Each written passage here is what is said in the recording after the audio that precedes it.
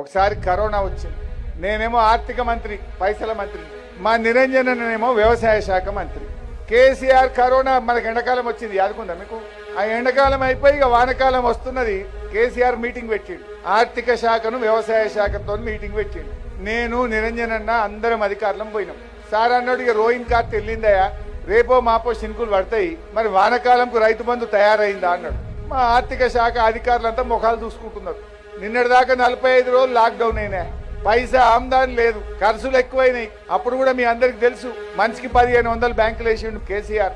10 కిలోల బియ్యం ఇచ్చిండు కేసీఆర్. అప్పుడు బియ్యం ఇచ్చి 1500 ఇచ్చి, మందులు ఇచ్చి, మూతికి బట్టలు అన్ని పంపించి మనందరినీ ఇంటి మనుషులు లెక్క కాపాడుకున్నాడు. కాపాడుకోలేదా?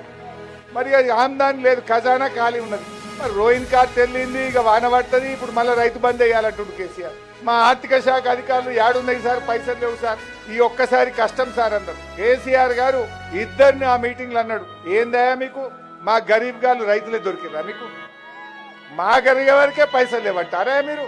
ఎమ్మెల్యేల జీతాలు బంద్ పెట్టుండ్రి, మంత్రుల జీతాలు బంద్ పెట్టుండ్రి, అన్ని బంద్ పెట్టుండ్రి. రైతులకు మాత్రం వాన సినుకు పడంగానే రైతు బంధు పడాలని చెప్పిండు కేసీఆర్. That is KCR.